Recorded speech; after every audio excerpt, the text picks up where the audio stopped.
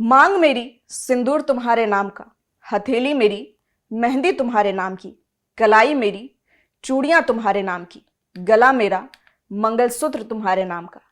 एक महिला अपने पति के प्यार में अपना सब कुछ निछावर कर देती है, लेकिन जब बात उसके अधिकारों की आती है तो उसका अपने शरीर, अपने अस्तित्व पर भी अधिकार नहीं रहता। दुनिया के केवल 41 देशों में महिलाओं को अबॉर्शन का संवैधानिक अधिकार दिया गया है। भारत भी इनमें से एक है। लेकिन अक्सर देखा जाता है कि बच्चा होना या ना होना, अबॉर्शन ना करना, ये सब कुछ पति और ससुराल के लोग डिसाइड करते हैं। भले ही महिला का स्वास्थ्य या परिस्थिति कितनी भी प्रॉब्लमेटिक क्यों ना हो। Medical termination of pregnancy act में संशोधन करते हुए कोर्ट ने कहा कि शादीशुदा महिलाओं की तरह ही कुंवारी महिलाओं को भी गर्भपात कराने का हक है। नमस्कार, मैं ज्योति यादव, आप देख रहे हैं उत्तर प्रदेश टाइम्स का खास शो कानून की बात ज्योति यादव के साथ। और आज हमारे साथ medical termination of pregnancy act पर बात करने के लिए मौजूद है साक्षी कनौडिया। साक्षी LLB, LLM, PG डिप्लोमा सब कर चुकी हैं। फिलहाल एमिटी यूनिवर्सिटी से क्रिमिनल लॉ में PhD कर रही है। साक्षी जी, आपका बहुत बहुत स्वागत है। और हम बातचीत की शुरुआत करें तो मैं सबसे पहले आपसे यही जानना चाहूंगी कि टर्मिनेशन ऑफ प्रेगनेंसी एक्ट को लाने के पीछे क्या कारण था। 2021 में जो संशोधन करके कुंवारी लड़कियों को भी अबॉर्शन का अधिकार दिया गया, ये कितना बड़ा चेंज था और ऐसा करने की क्यों जरूरत पड़ी? सबसे पहले तो देखिए, माँ बनना जो है एक औरत के लिए सौभाग्य की बात होती है। बट जहाँ तक हम देखें कि अगर हम अपने क्रिमिनल लॉज को देखें इंडिया के, तो उसमें अबॉर्शन एक क्राइम है। अगर हम IPC को देखते हैं, जो कि अब नए क्रिमिनल लॉ आ गए हैं, BNS चल रहा है, तो उसमें अबॉर्शन सेक्शन 88 में क्राइम है। आप अबॉर्शन नहीं करवा सकते हैं। बट उसमें क्या होता है, जैसा कि आपने अभी 2021 के संशोधन को रेफर किया, उसमें आप अगर लड़की के शरीर में कोई तकलीफ है या उसको सेक्सुअल हरासमेंट हुआ है या बच्चे को कोई तकलीफ है, तो अबॉर्शन कराने का राइट उसको नहीं दिया जाता था। इसमें अबॉर्शन जो हमारे क्रिमिनल लॉज हैं, उसमें सिर्फ एक ही उस पर मिलता था कि जब तक आप लाइफ एंड डेथ की बात नहीं आ जाती माँ के लिए। अगर अदरवाइज क्या होता था, माँ और जो अबॉर्शन कर रहा है वो बंदा, दोनों पनिशेबल होते थे, दोनों क्राइम के लिए लायबल होते थे। उसमें कोई एक्सेप्शंस नहीं दी गई हैं। तो हमें ये लगा कि एक medical termination of pregnancy act की ज़रूरत है।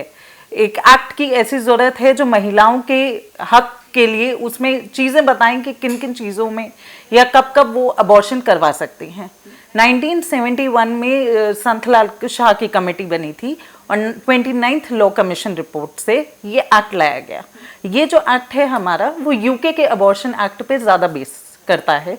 तो अब इस एक्ट के तहत महिलाओं को एक राइट मिली है, एक पावर मिली है अपनी प्राइवेसी को या अपनी बॉडीली इंटीग्रिटी को वो जिससे प्रोटेक्ट कर सकती है, जिसमें वो अपनी से कर सकती है। अदरवाइज पहले क्रिमिनल लॉ में क्या होता था, से नहीं होती थी।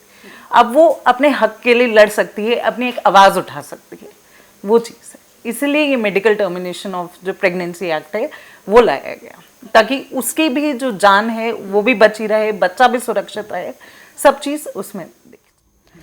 साक्षी जी, मैं इसमें जानना चाहूँगी कि ये कोई छोटी मोटी बात नहीं है। आपके अगर कोख में आपका बच्चा पल रहा है तो उसके लिए कई सारे लोग हैं, आपका पूरा परिवार है, आपके हस्बैंड है, जिन उनकी भी राय लेनी ज़रूरी है। तो क्या कानून की नज़र में ये जो फैसला दिया गया, तो इसमें क्या सिर्फ लड़की अगर चाहे तो वो गर्भपात करा सकती है, इसमें बाकी लोग नहीं रखते मैटर? देखिए, कानून की नज़र में अगर आप देखेंगे तो फैमिली वालों की राय कोई मैटर नहीं करती। कानून की नज़र में एक मेडिकल बोर्ड बनता है इस एक्ट के तहत, जिनकी राय मैटर करती है। अभी 22 सितंबर में एक जजमेंट आई थी सुप्रीम कोर्ट की, जिसमें सुप्रीम कोर्ट ने ये बोला गया था कि आपका जो कानून है वो फैमिली रिलेशंस या इन चीज़ों को मायने नहीं देता है। मायने देता है एक हद तक, बट वो लड़की की जान को ज़्यादा मायने रखता है। अब मान लीजिए एक रेप विक्टिम है, अब वो कैसे जाएगी, वो लॉ के पास ही जाएगी। तो उसमें क्या होता है, उसको प्रोटेक्शन लॉ देता है, तो उसको लगता है कि मैं अबॉर्शन करवा लूँ। या आप मान लीजिए कि जो नॉर्मल प्रेगनेंसी चल रही है, उसमें क्या होता है कि कहते हैं कि जो लड़की है उसका लाइफ को खतरा है, या उसमें उसकी तबीयत थोड़ी ऊंच नीच रह रही है, या आप कह लीजिए कि बच्चे उतना एबनॉर्मल थोड़ा पैदा होगा, तो उसमें उसको लगता है कि उन सब चीज़ों को बचाने के लिए हम ये प्रेगनेंसी अबॉर्ट करवा लें। तो जो है वो 4 लोगों का मेडिकल बोर्ड बनता है इस एक्ट में, जिसमें आपका गायनाकोलॉजिस्ट, रेडियोलॉजिस्ट, पीडियाट्रिशियन और बाकी स्टेट गवर्नमेंट से डिसाइड किए हुए लोग होते हैं। अगर उनके नज़र में आपको ये लगता है, उनको लगता है कि अबॉर्शन कराना महिला के लिए सही रहेगा, तो उसमें सिर्फ महिला की राय और मेडिकल बोर्ड की राय देखी जाती है। पर अगर इंसान जो लेडी है वो 18 साल से छोटी है, उस केस में आपको गार्जियन की कंसेंट चाहिए बस। अदरवाइज उनके फैमिली की, पति की राय, जो अब जैसे हमने बोला हिंदू मैरिज में बहुत मायने रखती है, बट लॉ की नज़र में ये उतना मायने नहीं रखती। चलिए, ये तो किसी एक विशेष परिस्थिति की बात हो गई कि अगर वो रेप विक्टिम है और वो अबॉर्शन करवाना चाहती है, तो ऐसी स्थिति में करवाना चाहिए। फिर अगर अस्वस्थ है, मतलब एक कोई ठोस कारण है, तब तो ठीक है कि आपने अबॉर्शन करवा लिया। लेकिन कई सारी ऐसी महिलाएं या होंगी समाज में, होती हैं, जिन्हें बच्चा नहीं चाहिए। तो ऐसी परिस्थिति में क्या, किन किन हालातों में, मैं सीधे तौर पर पूछना चाहूँ, कि अबॉर्शन का अधिकार दिया जाता है? ऐसी परिस्थिति में आपको मेडिकल बोर्ड ही अलाउ नहीं करेगा। जैसे अगर आप लॉ में देखें, अब 20 वीक्स तक की प्रेगनेंसी जो है वो एक मेडिकल प्रैक्टिशनर की आपको परमिशन चाहिए। 20 से 24 वीक्स की प्रेगनेंसी जो है उसमें आपको 2 मेडिकल प्रैक्टिशनर्स की परमिशन चाहिए। तो उसमें कोई रीज़न तो होना चाहिए ना आपके पास कि हम इस वजह से उसको अबॉर्ट करवा रहे हैं बच्चे को। ऐसे ही आप किसी अनबॉर्न चाइल्ड की जो लाइफ है वो नहीं ले सकते, क्योंकि लॉ में अगर आप जाएं तो जैसे हमारे प्रॉपर्टी लॉ है या हिंदू लॉ के सक्सेशन एक्ट हैं, उसमें क्या होता है, उसमें भी उन बच्चों को राइट मिली है, उनको पैदा होने से पहले ही राइट मिल जाती है। तो जब तक आपके मेडिकल बोर्ड को नहीं लगेगा तो उनका ऐसे अबॉर्शन सिर्फ महिला की मर्जी से नहीं हो जाता। और इसमें क्या करती हैं, जनरली महिलाएं आजकल पिल्स खा लेती हैं, नहीं खाना, छुपाने के लिए, फैमिली को नहीं बताना, पति को नहीं बताया, ससुराल वालों को नहीं बताया, वो आगे उनकी हेल्थ पे बहुत असर करता है। वो चीज़ नहीं करनी चाहिए। अगर हम इसके समय की बात करें तो पहले 20 हफ्ते दिए जाते थे अबॉर्शन के लिए। पहले 20 हफ्ते, अगर आप टोटल प्रेगनेंसी जो होती है वो 36 हफ्तों की होती है आपकी, पहले 20 हफ्ते में आपको परमिशन चाहिए होती है एक मेडिकल प्रैक्टिशनर की, और 20 से 24 हफ्ते की प्रेगनेंसी अगर है तो आपको 2 मेडिकल प्रैक्टिशनर्स की परमिशन चाहिए। बट ये वाला चेंज भी जो आया है वो 2021 में जो संशोधन हुआ है उससे आया है। पहले 12 से 20 हफ्ते देखा जाता था, अब 24 हफ्ते ये 2021 की संशोधन से बढ़ा दिया गया है। बट ऐसा भी नहीं है कि 24 हफ्तों के बाद आप वो नहीं कर सकते टर्मिनेट प्रेगनेंसी को। अब जैसे अभी हाल ही में 2 दिन पहले की दिल्ली हाई कोर्ट की जजमेंट है, उन्होंने 32 वीक्स की प्रेगनेंसी को अबॉर्ट करने के लिए अलाउ किया है। उसमें बच्चे की डिफॉर्मिटी थी, बच्चों को ब्रेन में डिफॉर्मिटी थी, तो उस चीज़ में वो अलाउ करते हैं। बट आपके पास एक ठोस कारण होना चाहिए कि आप एक शिशु की जान ले रहे हैं उसमें। तो ये जो समय बढ़ाया गया है, मैं इसी पे आपसे सवाल करना चाहूंगी कि कितना, अगर आप 24 हफ्ते में कराते हैं तो बच्चे की तो जान जाएगी, आप तो करवा ही रहे हैं अबॉर्शन, आपकी जान को कितना ज्यादा खतरा है, और तब तक बच्चे का ग्रोथ कितना ज्यादा हो चुका होता है 24 हफ्ते बात करें तो? देखिए 24 हफ्ते में एक अच्छा खासा ग्रोथ हो जाता है बच्चे का।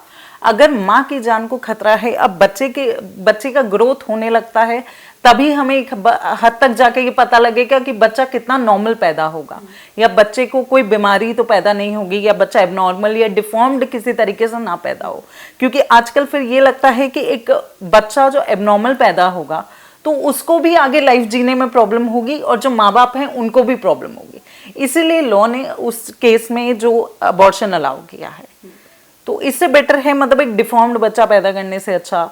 या पहले की आप सिचुएशंस देखें तो उसमें क्या होता था, लाइफ एंड डेथ पे बात आ जाती थी कि माँ बचेगी या बच्चा बचेगा।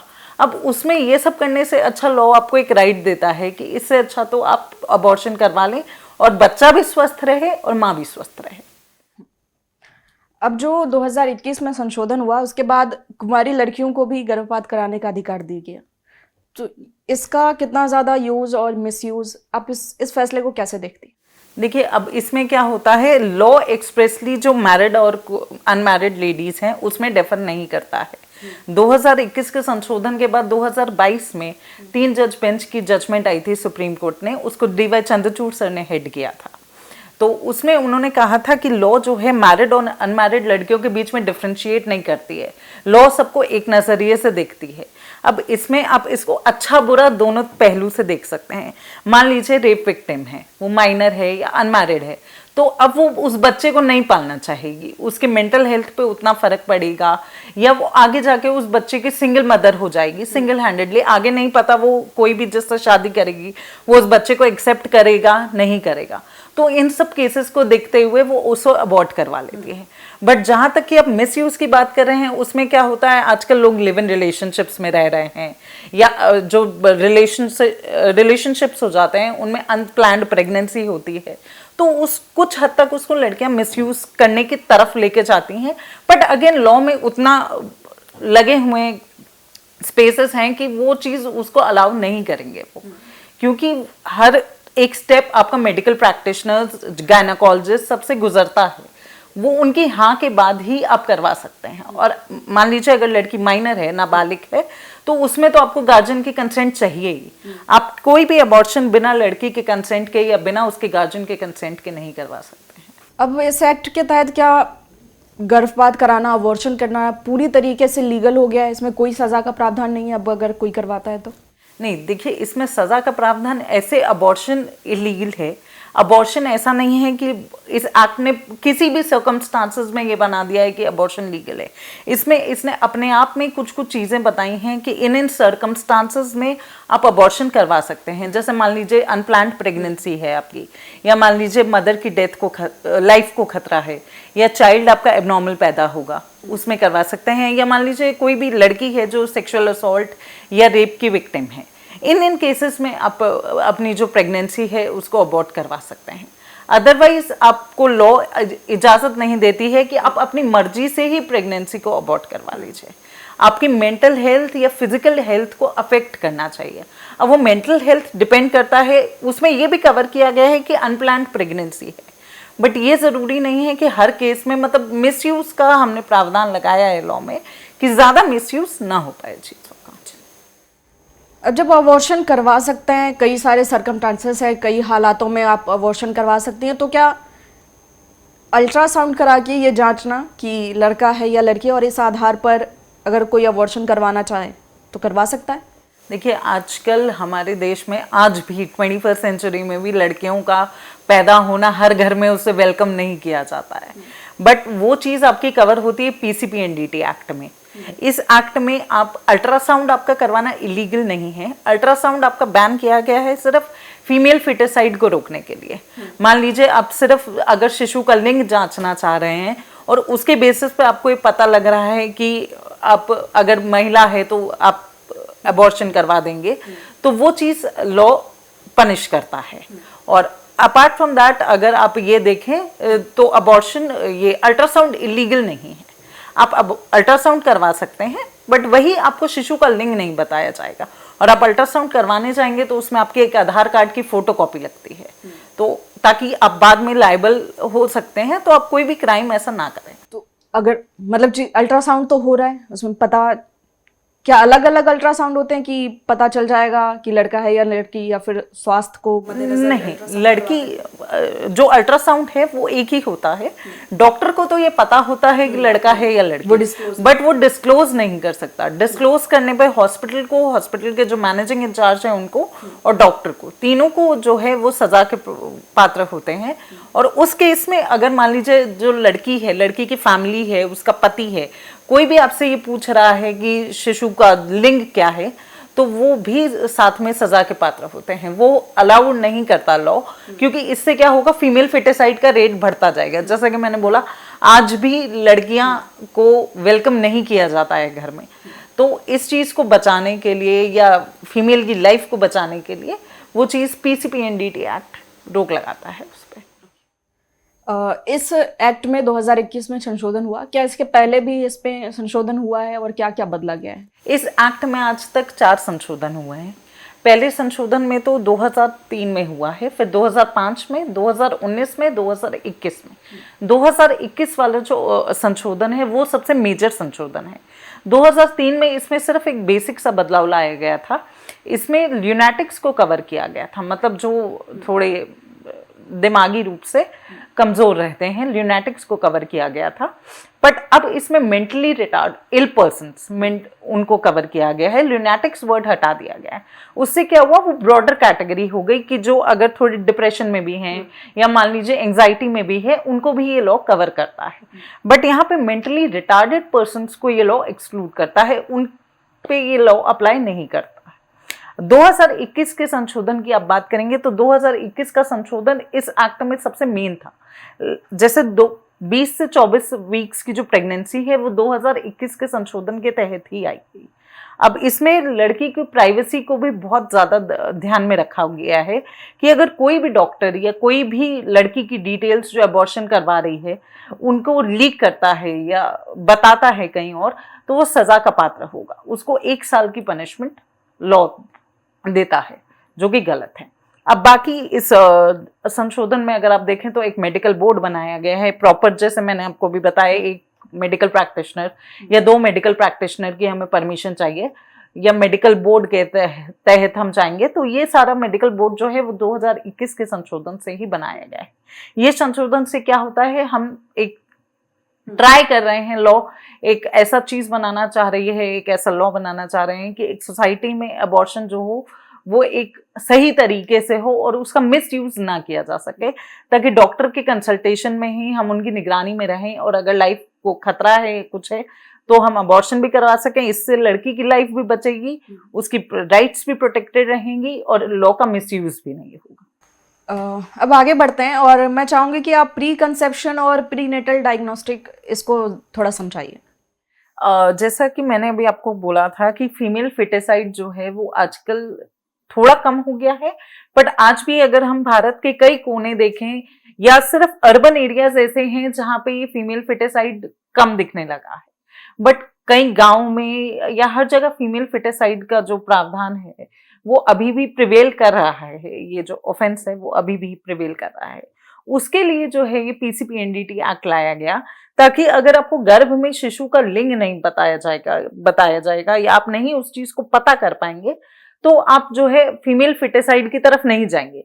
जब आपका बच्चा पैदा हो जाएगा तो हो सकता है एक बार के लिए आपका दिल पिघल जाए, अगर लड़की भी पैदा हुई है तो वो चीज आपको गर्भ पीसीपीएनडीटी एक्ट के थ्रू गर्भ में आप अबॉर्शन नहीं करवा सकते हैं उस चीज का। तो वो चीज लड़की की भी मतलब जो रेशियो है लड़की पैदा करने का उसको भी कम नहीं करती, वरना क्या होता है लड़के की संगत इतनी ज्यादा हो जाती तादाद अगर भारत में, लड़कियां कहाँ जाती, फिर लड़के अकेले भी क्या करते। अभी भी कई सारे स्टेट हैं जहां पर लड़कियों की संख्या अभी भी कम है। वही चीज, उसी चीज को नॉर्मल करने के लिए, नॉर्मलाइज करने के लिए ये जो पीसीपीएनडीटी है ये बहुत स्ट्रिक्ट उसमें अप्लाई हो रहे हैं। लाइक इनमें जो इम्प्रिजनमेंट है या जो भी पनिशमेंट दी जा रही है वो प्रॉपर तरीके से अप्लाई होता है। इनमें कोई लोगों को ढील नहीं दी जाती है। या आप ये मेडिकल टर्मिनेशन एक्ट में देखें या पीसीपीएनडीटी एक्ट में देखें, इनमें लोगों को इसलिए ढील नहीं दी जाती ताकि वो मिस यूज ना कर लें उन चीजों को। अब आपसे इसमें सजा का क्या प्रावधान है? अगर कोई अबॉर्शन करवाता है गलत ढंग से, अगर वो उस कैटेगरी में भी नहीं आते, वो सारे सर्कमस्टांसेस नहीं है जिनमें आप अबॉर्शन करवा सकती हैं, फिर भी अगर हुआ तो उसके लिए क्या सजा है? देखिए, इस एक्ट में जो अभी 2021 में संशोधन हुआ है उसके थ्रू क्या हुआ है, आपके जो अबॉर्शन करवा सकते हैं वो सिर्फ गवर्नमेंट हॉस्पिटल्स में करवा सकते हैं या जो भी गवर्नमेंट ऑथराइज्ड है या किसी मेडिकल प्रॉपर बोर्ड जो बनता है काउंसिल का उसने ऑथराइज किया है आपको। अगर आप इन हॉस्पिटल्स के अलावा किसी हॉस्पिटल में अबॉर्शन करवाते हैं तो आप लायबल होते हैं 2 से 7 साल की रिगरस इम्प्रिजनमेंट के लिए। रिगरस इम्प्रिजनमेंट वो होती है जहां पे आपको जेल में काम भी करना पड़ता है, आपकी इतनी आसान इम्प्रिजनमेंट नहीं होती है। अब जैसे जो हॉस्पिटल्स आपने करवाया, आप तो सजा के लिए लायबल हैं, बट जो हॉस्पिटल्स कर रहे हैं वो भी सजा के लिए लायबल हैं और वो भी 2 से 7 साल की सजा के लिए लायबल हैं अगर उनको पता है कि हम नहीं कर सकते हैं बट हम भी कर रहे हैं। तो उनके इसमें वो हॉस्पिटल और उस हॉस्पिटल का ओनर भी लायबल होता है 2 से 7 साल की सजा। आप कोई 3 लीगल एडवाइस जो हमारे व्यूअर्स को देना चाहें? व्यूअर्स के लिए 3 एडवाइस यही कि सबसे पहले तो आप अपनी राइट्स को जानिए, नो योर राइट्स, आप उनको प्रोटेक्ट कीजिए और उनके लिए फाइट कीजिए। नो योर राइट्स, जब तक आप अपनी राइट्स को जानेंगे नहीं, जैसे आप देखेंगे कोर्ट में लीगल एड सेल्स होती हैं, हर महिला को अपनी अधिकारों के लिए जानना चाहिए कि उसके पास उसकी राइट टू प्राइवेसी है, राइट टू बॉडीली इंटेग्रिटी है, राइट टू लाइफ है। वो अपने लाइफ राइट्स को जानेगी, अपनी लाइफ के बारे में सोचेगी, अपनी एक आवाज उठाएगी, तभी वो इस सोसाइटी में आगे सर उठा के जी पाएगी, वरना सोसाइटी दबा देंगी।